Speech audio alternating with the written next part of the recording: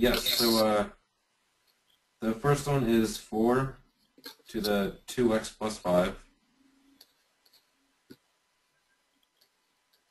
And then equals 1/2 to the x minus 3. Correct. Okay. Now, this is a logarithm problem, but it's also a problem that you can solve without logarithms.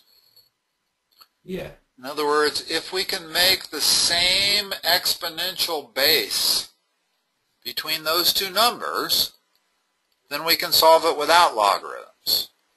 Let's see if we can do that. What's the common exponential base between 4 and 1/2? 2? Yeah. So how can I write 4? Wouldn't it be 4 to the negative? Well, 2 squared. That's how I'm going to write 4. And then it's still raised to this power, 2x plus 5. And how am I going to write 1/2? Wouldn't it be 1/2? I mean, 2 to the negative first. Yeah. And now we can apply the rules of exponents to simplify both of these. What's the left side of the equation become? 2x plus 5. Okay, when we're exponentiating, in other words, when we have an exponential to another exponential, then we multiply the exponents. So we're going to multiply 2 times 2x plus 5, which is going to give us 4x plus 10. And on the right side of the equation, we're going to multiply those exponents. So what do we get there? 2 to the negative x plus 3. Okay, now we have the same common base. Exactly. Which means I can equate the exponents. It means 4x plus 10 has to equal minus x plus 3. So now just add x to both sides. Yeah, so okay, so I got 5x plus 10 equals 3. What's next? Subtract 10. So 5x equals what? Negative 7. So x equals what? Negative 7/5. Alright.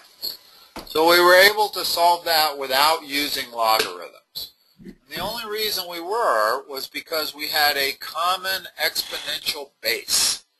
And I don't mean a common factor, I mean a common exponential base. 2 was the common exponential base for both 4 and 1/2. Otherwise, we would have had to use logarithms. In other words, if I make this 5, got to use logarithms. If I make that 1/3, got to use logarithms. The only reason we didn't have to use logarithms was the common exponential base. All right. What do you got next? All right, so I have log base 2, parenthesis 26x plus 18, parenthesis minus log base 2, parenthesis 2x, parenthesis equals 4. Okay. First thing we're going to want to do here is to combine those two things. And using your log rules, if I want to combine that into a single expression, what is it? What's the single argument? 26x plus 18 over 2x. So that's the next step in my equation. Now, I've got the whole thing isolated as a single log expression, which means to solve this, I want to turn it into an exponential expression. how do you turn this log expression into its exponential expression? Wouldn't you divide 26x by 2x? Well, not yet. We don't really need to do that yet. In other words, if the way you turn a log expression into an exponential expression is you take the number on the far left, you raise it to the power of the number on the far right, and it's equal to the argument. In other words, 2 to the 4th power equals 26x plus 18 divided by 2x. That becomes relatively easy to solve.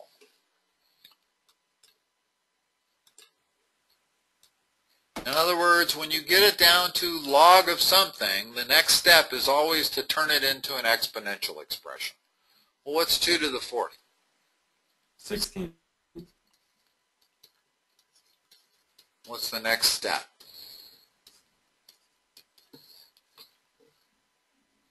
Then we divide.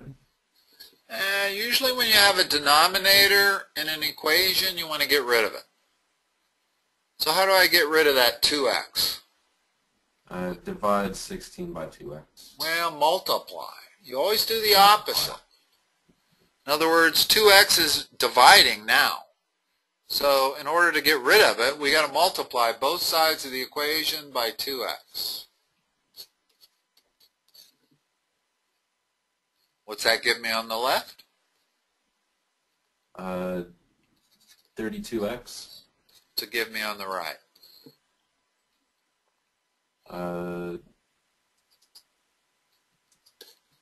52x. The two x's cancel. Ah. That's why I multiplied both sides by 2x, was to get rid of that denominator completely. So wouldn't it just be 26x plus 18? Yes. Now solve that. Subtract 26. What's the last step? Divide 18 by 6x. Divide 18 by 6. In other words, Yes. I want to divide both sides by 6 to isolate my x. So 18 divided by 6 is 3. Now, with log equations, there's a very strong likelihood that you can get a result that violates the domain. Well, what's the domain of this right here? What's the domain of log base 2 of 2x? What can x be and what can't it be? It can't be negative 2. Well, it can't be negative. In other words, the argument cannot be negative. It also cannot be 0. So x can't be negative and x can't be 0. So x has to be positive. That's the one thing we know. Well, if we look at our answer, what was it?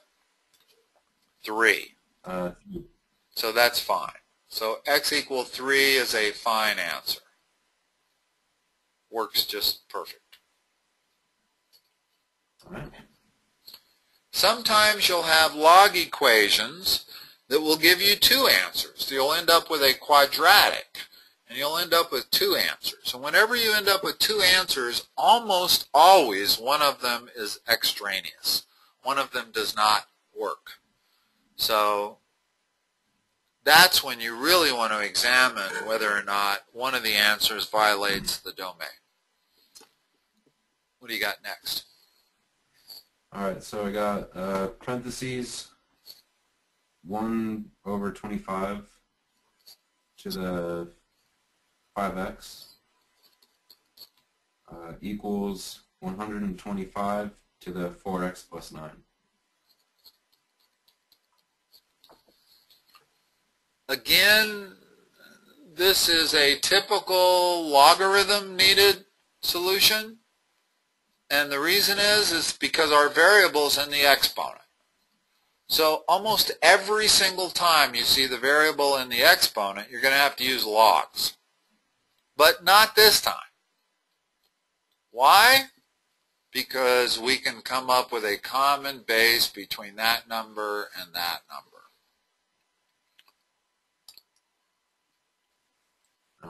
What's the common base? In other words, is there a number that I can write 1/25 as a base to some exponent? And is it the same base as I can write 125? Wouldn't it be 25 to the... No. In other words, 25 is not an exponential base of 125. There is a number that is the exponential base of this. It's 5. 5, yep. In other words, and the way you want to do this is you want to take this number right here and put it in parentheses and write it as 5 cubed, like that. Now, how would I write 1/25 as 5? To the negative third? Negative 2. Negative 2. Yeah, it's 1/5 squared. So I still have my 5x there, and I still have my 4x plus 9 there. In other words, all I did was rewrite 125, and I rewrote 1/25. 5 to the negative 2 is 1/5 squared, which is 1/25.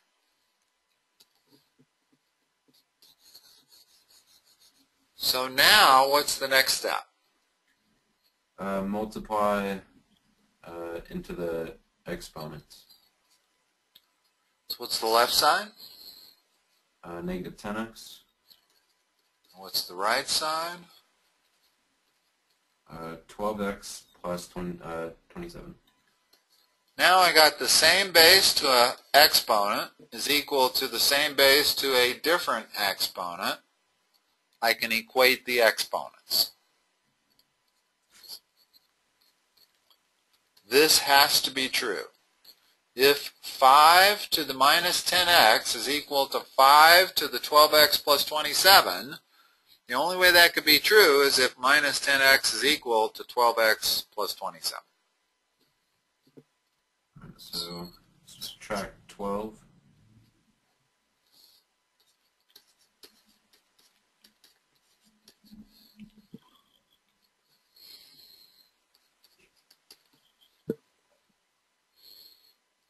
And divide by negative 22. There's your answer. And again, I don't really need to check this answer because I didn't get two answers. In other words, it did not turn into a quadratic.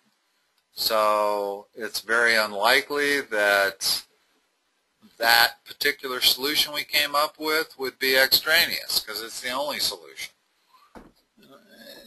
Just trust me, the only times you really come up with an extraneous solution in logs is when you get two solutions.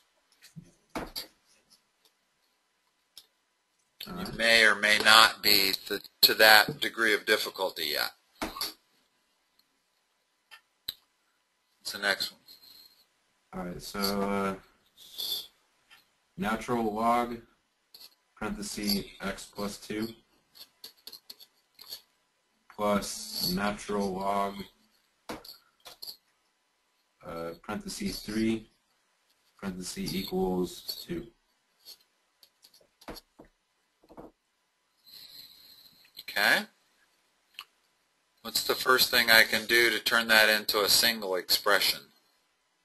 Wouldn't you drop the natural log? Well, in other words, the natural log of A plus the natural log of B is equal to the natural log of A times B. So this becomes x plus 2 times 3. Like that. And now multiply that out. So it's 3x plus 6. And now we have it isolated completely. So now is the time to change it into an exponential expression. What's the base of natural log? What is that base right there? 10? It's e. E. Common log, that would be base 10. If the base is not specified, it's 10. But if it's natural log, it's always e. E being the number that's, well, it's approximately that. It's an irrational number. So how do I turn this into an exponential expression? I don't know. Remember the number on the far left raised to the power of the number on the far right equals the argument. So multiply both sides by... No. I'm changing it into an exponential expression. So e squared, in other words, the number on the far left raised to this power, equals the argument. This number you can get out of your calculator, e squared. So this is completely solvable at this point.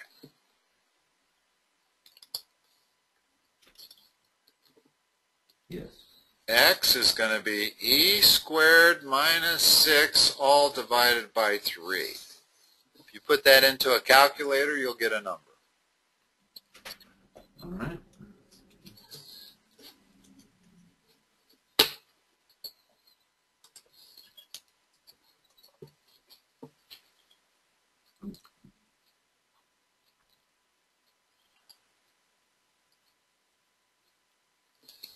In some circles, that would be the answer. Right there. You wouldn't go any further.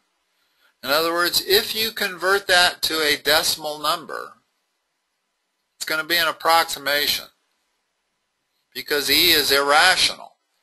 So if you try to substitute a decimal number for e, you're going to be approximating this answer.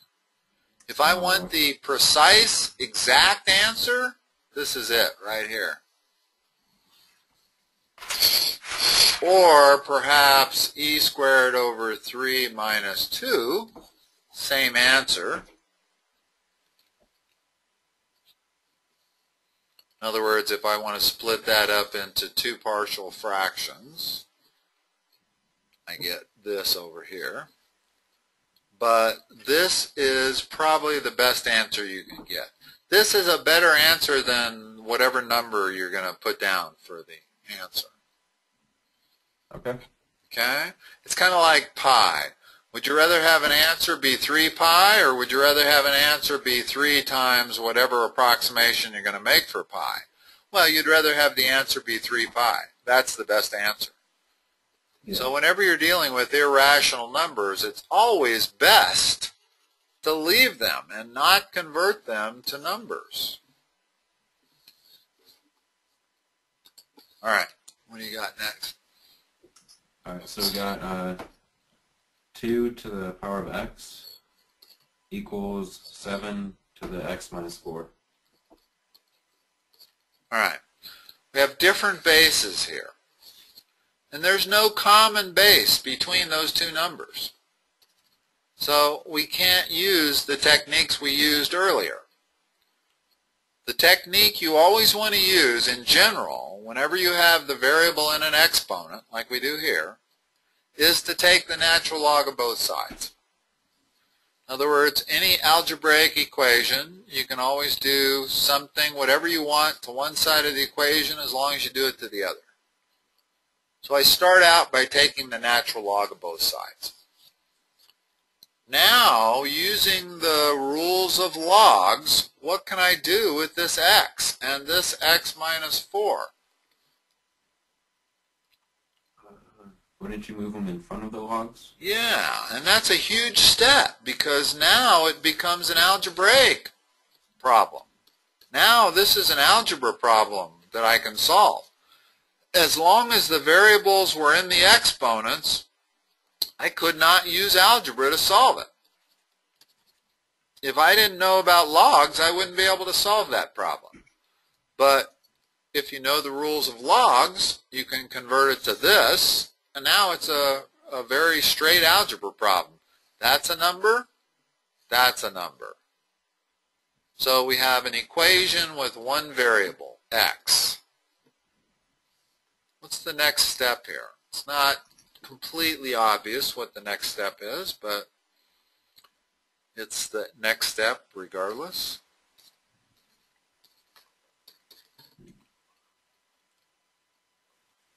Wouldn't you distribute Yes. x minus 4 into the log? Yes, that is just a number. So when I distribute it, it becomes this minus 4 times the log of that. Okay? Now the next step in any equation is to gather like terms together. So I want to put every term that has an x in it on the left, and every term that doesn't have an x in it on the right.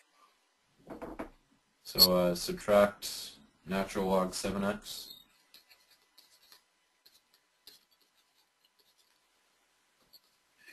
That's kind of a strange way to write it. I actually prefer to write it like that. When you write it like this, there's too much chance that there's going to be confusion, that the argument will be interpreted as 7x, and clearly the argument is not 7x, the argument is 7. So putting the x in front actually helps a little bit.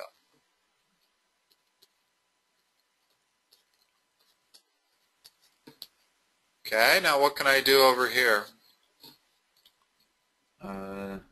Wouldn't you do x natural log 2 over x natural log 7? Or combine like terms? Well, factor out an x. In other words, we're trying to solve this equation for x. So our goal from the get-go is to isolate x. If we can get x on one side and nothing but numbers on the other, we've solved it. So let's factor out an x.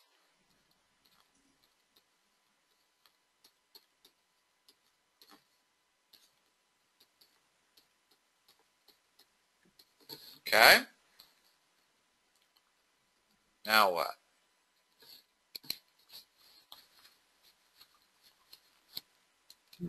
And I could turn this into a single expression, but not really needed. I'm trying to solve for x. That's the coefficient of x. So what's the next step? I'm not sure. Divide both sides by that coefficient. Oh, okay. So x is going to be minus 4 natural log of 7 divided by natural log of 2 minus natural log of 7. And that's a number. That's a number you'd have to get out of your calculator, but it's still just a number. It's not a variable. And natural log of 2 minus natural log of 7, that's going to be a negative number. So a negative number divided by a negative number is going to be a positive number. So we will get a positive x. Not that that really matters, but if we look back at the original equation, x wouldn't have to be positive. X could actually be negative here. So there are no violations. In other words, our original equation was this. Well, is there anything that x can't be? 0. It can be 0. You can take a number to the 0th power. It's always equal to 1. In other words, it can be minus infinity, it can be plus infinity on both sides of the equation here. If I had this, now x has to be a positive number. X cannot be negative, x cannot be 0. But in the exponential expressions, which is what we started with here, there's no restrictions on x. X can be anything I want. So this particular answer doesn't bother me at all. In other words, it doesn't matter if that's positive or negative, that's going to be the answer. Okay. And just one thing notice here. A plus B over C is equal to A over C plus B over C, right? Yes. However, A over B plus C is not equal to A over B plus A over C. In other words, in this expression over here, I have two terms in the denominator, which means I cannot split it up into two fractions like that, which you might be inclined to do if you didn't know that. All right, what do you got next? How many more problems do you have? Just one more. Okay. So we got log parenthesis 5x minus 3 equals log parenthesis 17x parenthesis. All right. First of all, the only way we can solve these kind of log equations is if it's the same base. If this were base 7 and that were base 8, I don't have much hope. I'd have to do some special stuff. But when the bases are the same, and this is base 10 because they didn't specify it, so I know it's base 10. Mm-hmm. What statement can I say if the log base 10 of 5x minus 3 equals the log base 10 of 17x? What has to be true? That both the logs are equal? Or No, that the argument 5x, equal. 5x minus 3 equals 17x. Exactly. In other words, you can kind of think of it as dividing both sides by log 10, even though that's not at all what you're doing. This is not log times 5x minus 3. So I'm not really dividing both sides by log. But, as a matter of statement, if the log of a number equals the same log of another number, then those two numbers have to be equal. So solve this. Subtract 5x. So negative 3 equals 13x or 12x. Uh-huh.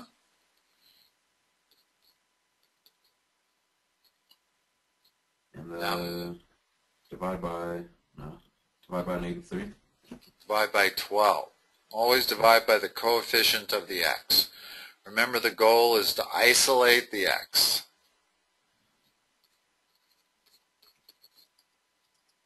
Doesn't matter whether the x is on the right or the left side. That's immaterial.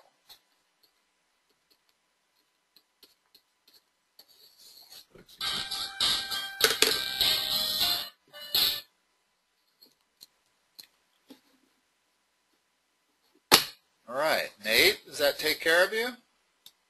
Yes, it does. Thank you. You're welcome. And yeah,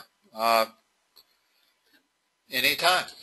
It sounds like you know how to use my scheduling service. I do. And I will talk to you the next time we have a session. All right. All right, Thank you. Nate. Bye-bye.